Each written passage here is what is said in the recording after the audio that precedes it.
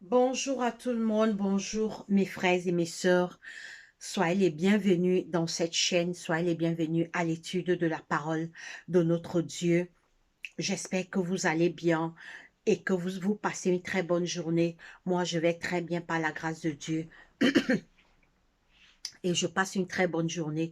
Alors, aujourd'hui, nous allons étudier, le thème de notre étude aujourd'hui est le Seigneur nous appelle à son service. Le Seigneur nous appelle à sauver les âmes. Le Seigneur nous appelle à terminer l'œuvre de l'évangélisation parce que Jésus revient bientôt. Oui, le Seigneur est venu sur la terre. Il est mort pour nous racheter. Il nous a sauvés par son sang sur la croix. Et il nous a laissé une mission. Il appelle tout homme à cette mission de sauver les âmes, d'annoncer le dernier avertissement au monde avant son retour. Nous allons commencer par la prière. Prions. Seigneur Dieu, notre Père, merci beaucoup de nous avoir gardés, protégés depuis le matin jusqu'à présent. Pardonne nos péchés, Seigneur Jésus. Pardonne nos péchés commis contre toi, active nos cœurs vers toi. Que l'honneur et la gloire te reviennent parce que tu es Dieu. Donne-nous la force de prier, de lire ta parole et de faire ta volonté. Protège-nous par tes anges puissants, guéris les malades dans les hôpitaux, les prisonniers, les aveugles, les lépreux, les enfants de la rue, toutes les familles endeuillées, ne les oublie pas. Protège nos familles dans le monde, active nos cœurs vers toi, tiens-nous par ta main puissante, Seigneur, aie pitié de nous. Nous t'avons ainsi prié au nom de Jésus-Christ, notre roi. Amen. Alors, mes frères et sœurs, le Seigneur nous appelle à la mission. Le Seigneur nous appelle à aller sauver les âmes pour qui Jésus est mort. Oui, Jésus est mort sur la croix pour tous les hommes. Mais il faut bien que tout le monde puisse être averti. Il faut que tout le monde puisse connaître le message avant son retour, afin que personne ne dise à Jésus au dernier jour que je n'avais pas entendu que tu vas revenir. Alors le Seigneur nous invite tous à aller faire cette mission. Nous allons commencer. Nous allons commencer d'abord à lire Acte 1, 11. Acte. Nous allons commencer Acte 1, 11. Acte. Nous allons lire Acte 1, 11. Acte 1, 11. Acte. Nous allons lire Acte 1. Acte 1. Nous allons lire Acte 1, 11. Acte 1, 11.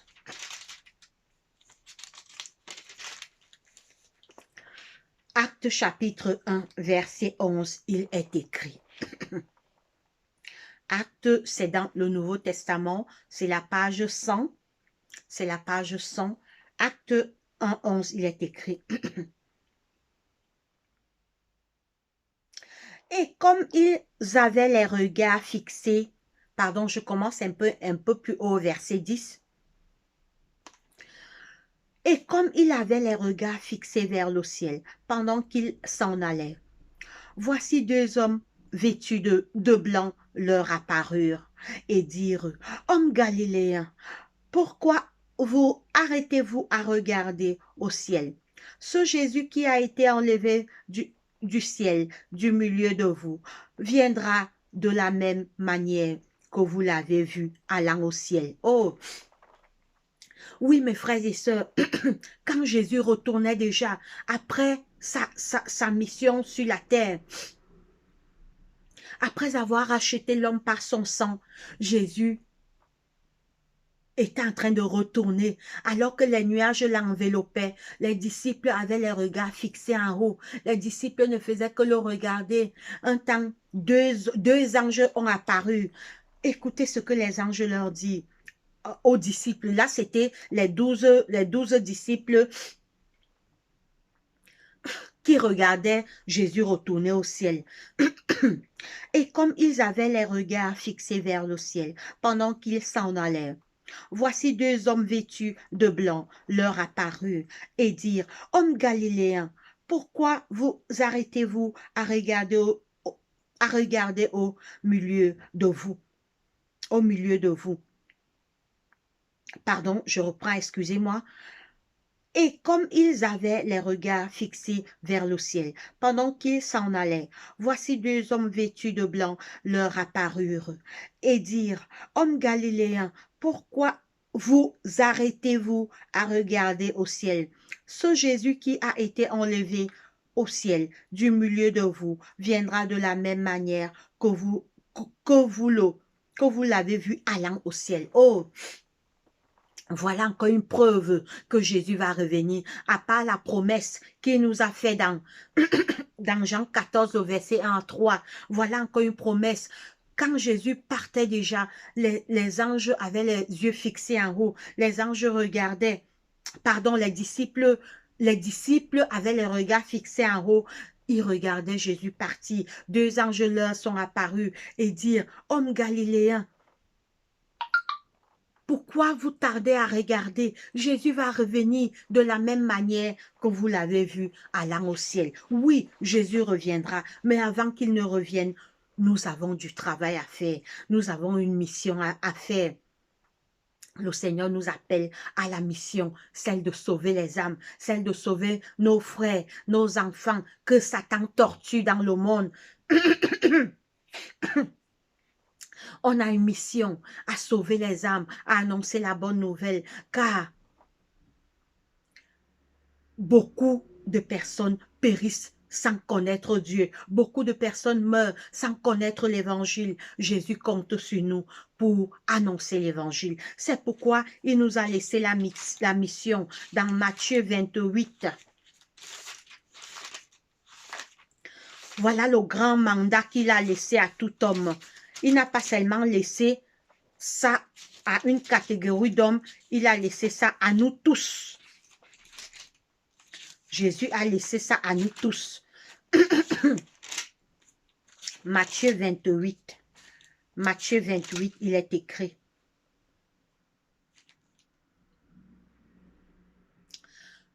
Matthieu 28, 19, il est écrit. Matthieu 28, 19, il est écrit. Allez faire de toutes les nations des disciples, les baptisant au nom du Père, du Fils et du Saint-Esprit, et enseignez-leur à observer tout ce que je vous ai prescrit. Et voici, je suis avec vous tous les jours jusqu'à la fin du monde. Oh, oui, Jésus nous a laissé une mission. Jésus nous a dit, je vais un peu commencer au verset 18, je vais retourner un peu plus haut. Jésus s'étant approché leur parla ainsi. Tout pouvoir m'a été donné dans le ciel et sur la terre. Oui, tout pouvoir a été donné à notre Seigneur Jésus-Christ, mes frères et mes sœurs. Si tu es son ami, il te connaît. Si ton ami a le pouvoir, tout pouvoir a été donné à notre ami Jésus, à notre frère Jésus. Fais de Jésus ton ami et il te protégera, il te gardera, il te bénira, mon frère, ma soeur, parce que tout pouvoir lui a été donné. Allez faire de toutes les nations des disciples, les baptisant au nom du Père, du Fils et du Saint-Esprit, et enseignez-leur à observer tout ce que je vous ai prescrit. Et voici, je suis avec vous tous les jours jusqu'à la fin du monde. Voilà la mission de tout homme. Prêcher l'évangile. Parce que les âmes périssent dans le péché. Les jeunes, les vieux, les adultes périssent sans connaître Jésus. Nous, chrétiens, nous, enfants de Dieu, c'est notre mission. Le Seigneur a laissé cette mission à tout le monde. Quelle est ta réponse? Ton Sauveur t'envoie aujourd'hui. Mon frère, ma soeur, toi qui vas voir cette vidéo, veux-tu partir pour sauver les âmes? Oui, nous devons partir. Parce que c'est un honneur que Dieu nous donne. Parler de Jésus, c'est un honneur. Moi, ce matin, j'ai la joie de parler de lui. J'ai la joie d'annoncer l'évangile. Alors nous allons lire maintenant, nous allons lire 1 Corinthiens 9, 16. 1 Corinthiens, nous allons lire 1 Corinthiens 9, 16. 1 Corinthiens. Nous allons lire 1 Corinthiens.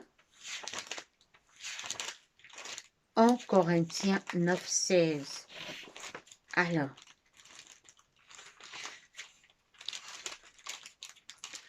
nous allons aller.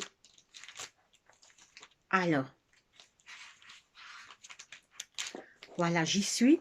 1 Corinthiens, 1 Corinthiens 9, 16, il est écrit. 1 Corinthiens 9, 16. 1 Corinthiens 9, 16, il est écrit. 1 Corinthiens 9, 16, il est écrit. Si, 1 Corinthiens 9, 16.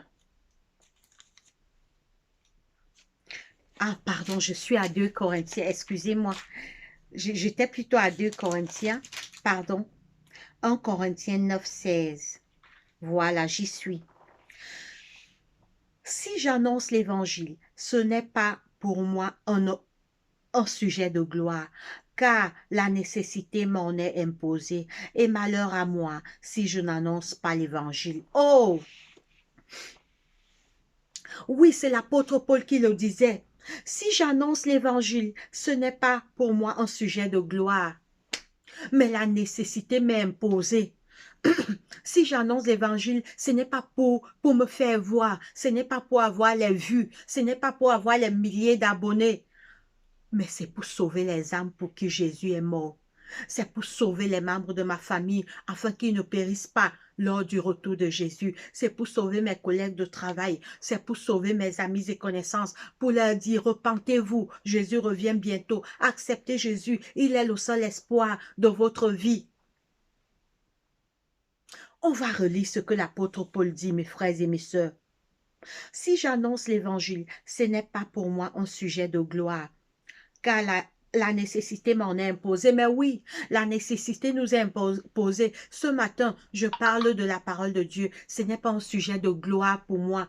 Parce que si je me tais, mes frères vont périr. Si je me tais, mes enfants vont périr. Si je me tais, les amis et connaissances, s'ils meurent sans Jésus, Dieu me redemandera leur sang.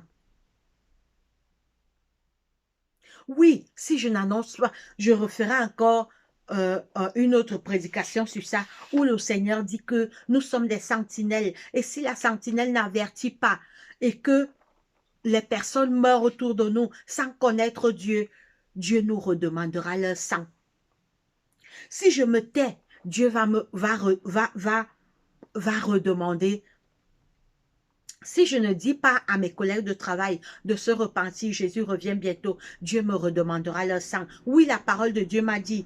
C'est pourquoi l'apôtre Paul disait, si j'annonce l'évangile, ce n'est pas pour moi un sujet de gloire, car la nécessité m'en est imposée. Et malheur à moi si je n'annonce pas l'évangile. Oui, malheur à moi. Pourquoi? Parce que Dieu va me redemander le sang de ces personnes. Tu es dans un quartier, tu es chrétien, tu ne parles pas de Jésus à tes voisins, Dieu te redemandera leur sang.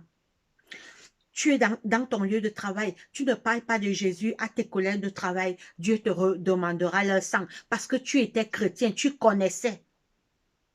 Vous êtes dans un groupe d'amis, tu ne parles pas de Jésus à tes amis, Dieu te redemandera leur sang. Oui, mes frères et mes sœurs, malheur à moi si je n'annonce pas l'évangile.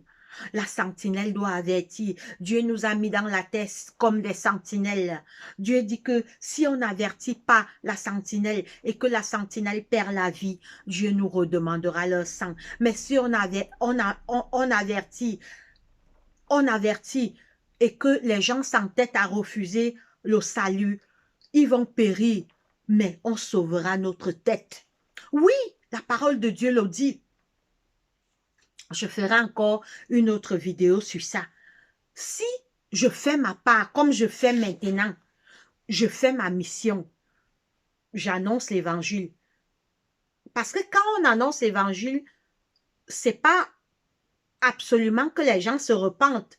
Les gens sont libres d'accepter Dieu ou de rejeter Dieu. Les gens sont libres de dire oui à Jésus ou de dire non à Jésus. Mais mon travail, c'est de faire ma part pour sauver ma tête. Parce que si je me tais, Dieu va me redemander le sang de ces personnes. C'est ça. Je ne dois pas me taire.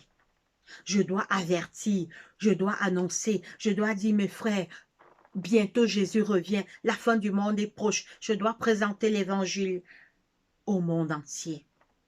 Si j'annonce l'évangile, ce n'est pas pour moi un sujet de gloire, ce n'est pas pour me montrer. Si j'annonce l'évangile, ce n'est pas pour me faire voir, pour me montrer ou bien pour les honneurs.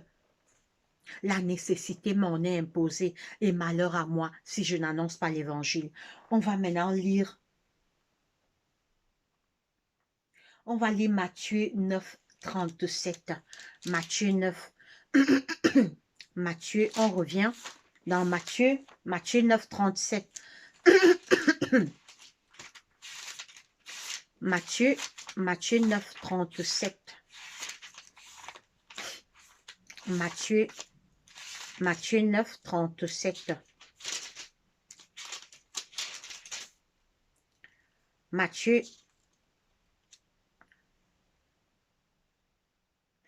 9, 37, il est écrit. Alors il dit à ses disciples, la moisson est grande, mais il y a peu d'ouvriers. Priez donc le maître de la moisson d'envoyer des ouvriers dans sa moisson. Le Seigneur nous dit que la moisson est grande, mais il y a peu d'ouvriers. Le Seigneur appelle les hommes d'aller sauver les âmes, mais les gens ne veulent pas. Alors il dit à ses disciples, la moisson est grande, mais il y a peu d'ouvriers. Priez donc le maître de la maison d'envoyer des ouvriers dans sa moisson.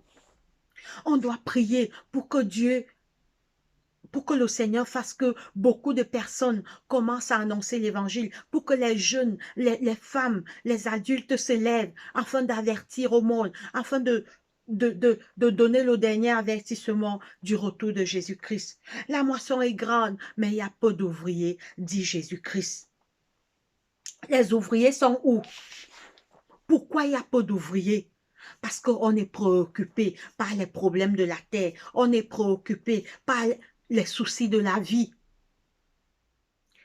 On est là, on passe des heures et des heures sur Facebook.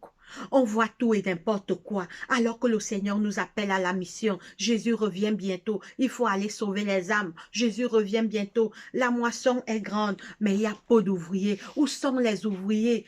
Où sont ceux qui disent, envoie-moi Seigneur, comme Jérémie. Jérémie avait dit, Seigneur, me voici, envoie-moi. Alors il dit à ses disciples, la moisson est grande, mais il y a peu d'ouvriers. Il y a peu d'ouvriers. Il est temps, mes frères et mes sœurs, réveillons-nous, annonçons l'évangile. Si on se tait, beaucoup vont périr sans connaître Christ. Si on ferme la bouche, ne parlons pas seulement, prêchons aussi par notre exemple, prêchons par notre comportement. Les gens peuvent aussi se repentir en voyant notre comportement. Mais parlons, avertissons, car nous sommes des sentinelles. Dieu nous a mis dans ce monde pour avertir, pour dire aux gens que repentez-vous, Jésus revient bientôt. Acceptez Jésus. Jésus a donné sa vie pour vous. Jésus a versé son sang pour vous sauver. Nous sommes des sentinelles. Et si la sentinelle se tait, si tu es dans ton lieu de travail, tu es chrétien, tu connais la parole de Dieu, tu te tais, tu ne dis pas à tes collègues de travail de se repentir que Jésus revient bientôt, d'accepter Jésus pendant qu'il est temps. S'ils perdent la vie, Dieu te redemandera leur sang. Tu es chrétien, tu es par exemple, dans le bus, tu es dans ta famille, tu as honte d'annoncer l'évangile. Si les membres de ta famille perdent la vie, Dieu te redemandera leur sang parce que tu connaissais, mais tu ne voulais pas annoncer l'évangile. Alors, nous allons maintenant lire, nous allons, euh, nous allons encore d'abord lire Matthieu. Non, on vient de lire 1 Corinthiens, non. Non, on va lire plutôt l'appel de Dieu pour le servir. L'appel de Dieu pour le servir. Alors, c'est un auteur que j'aime beaucoup, Ellen Goodwhite. Alors, elle a écrit ce livre Service chrétien. C'est un très bon livre. Vous pouvez le télécharger sur Google. Service chrétien, vous pouvez le télécharger. Dieu choisit des instruments humains. Dieu choisit des humains pour annoncer l'évangile. Pour le représenter ici-bas, Dieu ne choisit pas les anges. Oh, quel honneur pour le représenter. Pour le représenter ici-bas, Dieu ne choisit pas les anges qui n'ont jamais péché, mais les êtres humains, des hommes sujets aux mêmes passions que ceux qu'ils cherchent à sauver. C'est une parole très puissante. Je vais relire, écoutez mes frères. Pour le représenter ici-bas, Dieu ne choisit pas des anges qui n'ont jamais péché, mais des êtres humains, des hommes sujets aux mêmes passions que ceux qu'il cherche à sauver. Oui, Dieu n'a pas choisi les anges, c'est pourquoi c'est un honneur de servir Dieu. C'est un honneur, mes frères et mes sœurs, de servir Dieu. C'est un honneur. C'est un honneur de servir Dieu. C'est un honneur d'être au service de Dieu. Parce que Dieu a laissé les anges. Dieu pouvait prendre les anges et dire aux anges que, ok, c'est vous qui allez annoncer l'évangile. Ça pouvait se faire. Les anges commencent à annoncer les trompettes. Repentez-vous, Jésus revient bientôt. Les anges pouvaient le faire, mais non. Dieu a préféré que ce soit l'homme qui le fasse.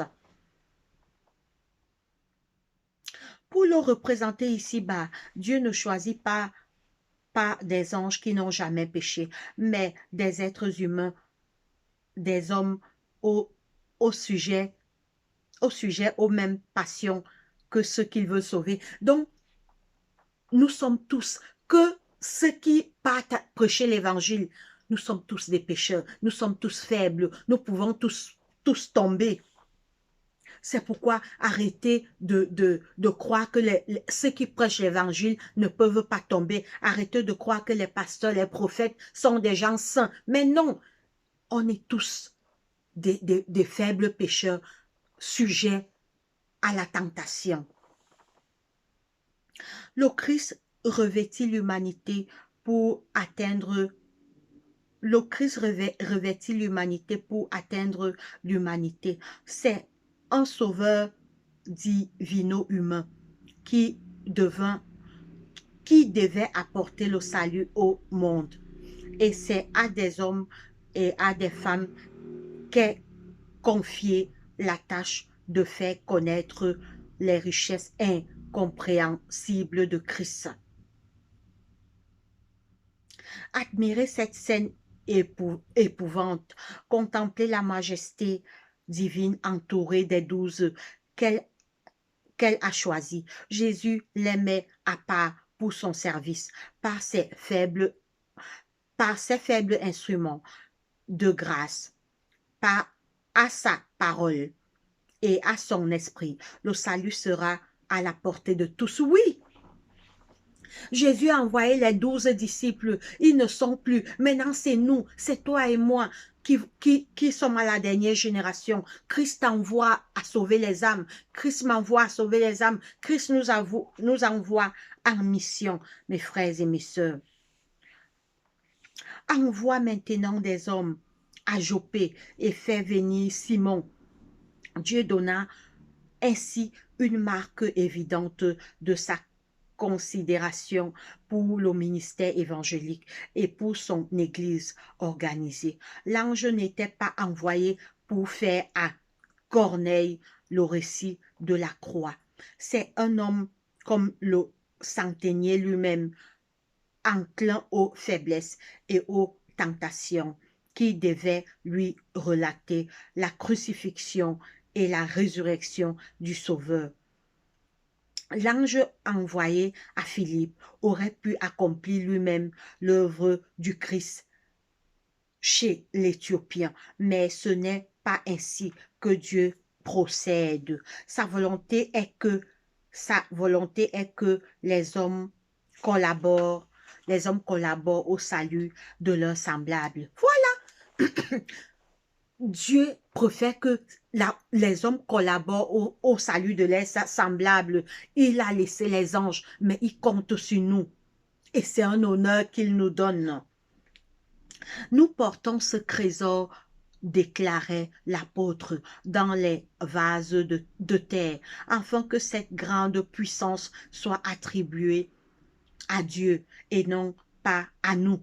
Le Seigneur aurait pu faire proclamer sa parole par les anges, exemple exact de péché, mais ce n'était pas là son plan. Il choisit pour cela des êtres humains soumis à nos infirmités. Le trésor inestimable de sa vérité est ainsi placé dans des vases de terre. Oh! Dieu pouvait choisir les anges pour finir l'œuvre, pour annoncer l'évangile, pour sauver les âmes, mais non, Dieu a choisi des hommes faibles comme nous, des pauvres pécheurs comme nous, pour achever l'œuvre, pour annoncer l'évangile, pour sauver nos semblables. Dieu a laissé les anges, Dieu nous a donné cet honneur, nous les humains, faibles pécheurs et prêts à la tentation. Par l'intermédiaire des hommes, ces bénédictions se répandent sur le monde. Par eux, sa gloire doit resplendir au sein même des ténèbres du péché. Poussés par l'amour de leur ministère, ces hommes vont à la recherche des pécheurs et ils les amènent à la croix. Dans tous leurs travaux, il faut qu'ils rendent honneur, gloire et louange à celui qui est au-dessus de tout et de tous et de tout. Mes frères et mes sœurs, quand Dieu nous appelle, la gloire doit revenir à Dieu. Quand Dieu nous appelle à la mission, la gloire ne doit pas nous revenir parce que on est des êtres faibles. Je vais relire cette partie, c'est très très important. Nous portons ce trésor, déclarait l'apôtre, dans des vases de terre, afin que cette grande puissance soit attribuée à Dieu et non à nous. Le Seigneur aurait pu faire proclamer sa parole par les anges exacts de péché, mais ce n'était pas là son plan. Il choisit pour cela des êtres humains soumis à nos infirmités. Le trésor inestimable de sa vérité est ainsi placé dans les vases de terre par l'intermédiaire des hommes. Ces bénédictions se répandent sur le monde par eux. Sa gloire doit resplendir au sein même des ténèbres du péché. Poussés par l'amour de leur ministère, ces hommes vont à la recherche des pécheurs et ils les amènent à la croix. Dans tous leurs travaux, il faut qu'ils rendent honneur, gloire et louange à celui qui est au-dessus de tous et de tout. Dieu est au-dessus de tous et de tout, oui. Quand tu prêches l'évangile, quand tu acceptes de prêcher l'évangile, c'est pour la gloire de Dieu. Mais aujourd'hui, mes frères et sœurs, ce n'est plus ça. On voit les prophètes, les prophètes On voit les prophètes dans les réseaux sociaux, pardon, les soi-disant hommes de Dieu qui s'approprient la gloire qui devait revenir à Dieu, les hommes de Dieu qui s'accaparent de la gloire qui devait revenir à Dieu. La gloire et l'honneur.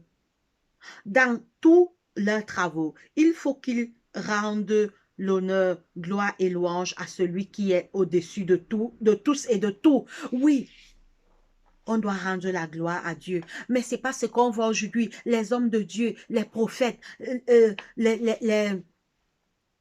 soi-disant apôtres, ils s'approprient la gloire qui doit revenir à Dieu. Les foules les suivent. Ils étouffent la gloire qui va revenir à Dieu. Ils veulent que cette gloire leur revienne. Le Seigneur nous appelle, mes frères et sœurs, à la mission, à sauver les âmes. Le Seigneur aurait pu prendre les anges qui n'ont pas péché, mais il a choisi que c'est nous. C'est pourquoi moi, ce matin, c'est un honneur, c'est une joie de parler de Jésus. C'est un honneur. Comment ne pas parler de lui alors qu'il est mort pour moi, alors qu'il a souffert sur la croix pour moi, il n'a pas eu honte de moi.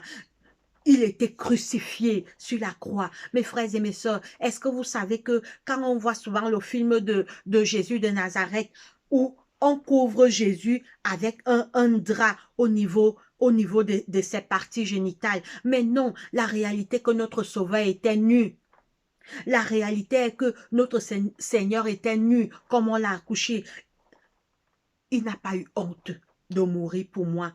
Comment allons-nous refuser d'annoncer l'évangile alors qu'il revient bientôt, alors que la fin du monde est proche? Le Seigneur nous appelle à sauver les âmes.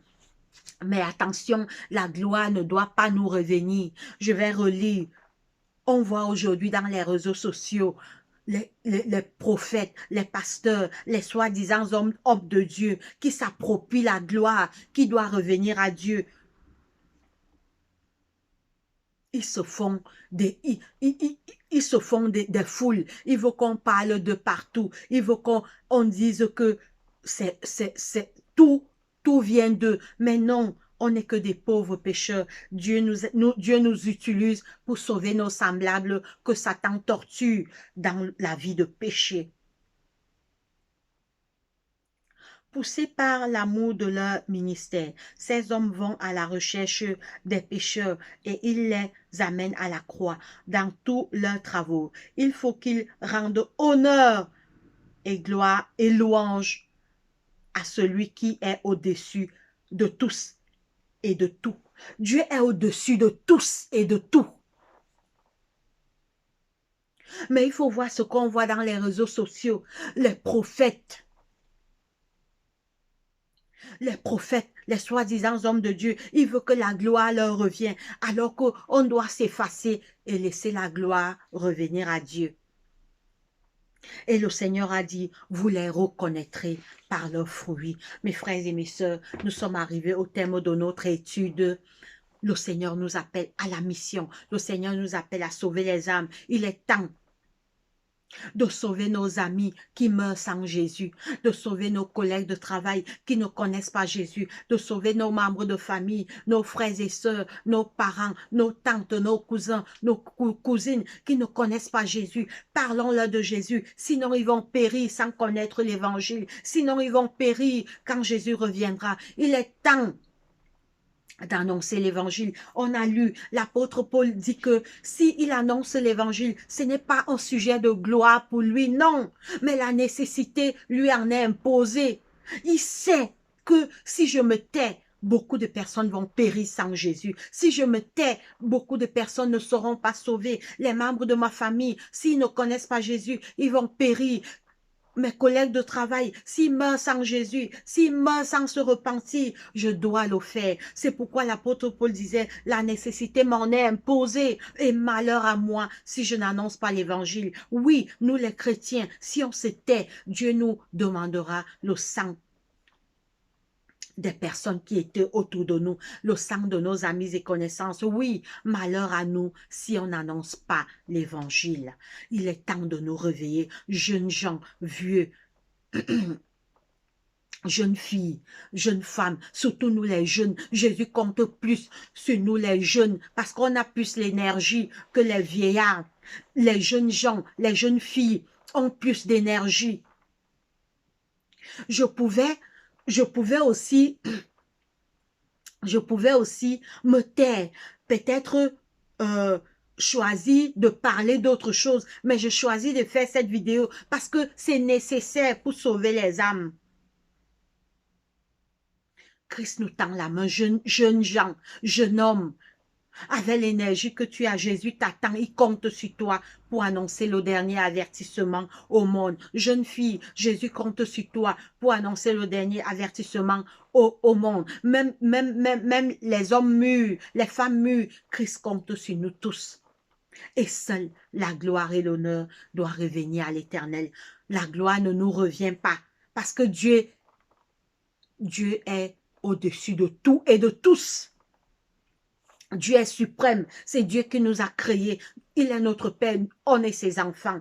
Et il a envoyé son fils Jésus mourir sur la croix pour nous sauver. Et il a laissé les anges pour nous prendre, nous, des pauvres pécheurs, pour annoncer l'évangile. C'est un honneur qu'il nous a fait, ne le refusons pas. Nous sommes arrivés au terme de notre étude. Que Dieu nous bénisse et qu'il nous réveille afin que nous puissions annoncer l'évangile pour sauver les âmes. Prions. Seigneur Dieu, notre Père, notre Roi, pardonne nos péchés commis contre toi. Tu dis dans ta parole que la moisson est grande, mais il y a peu d'ouvriers. Réveille-nous à ton service. Réveille-nous, Papa, à ta mission. Aide-nous à te servir, à parler de toi, à sauver les âmes pour qui tu es mort, Seigneur Jésus. Il est temps de nous réveiller, renouvelle notre foi, donne-nous le vouloir et le faire d'aller annoncer l'évangile. Seigneur, aie pitié de nous.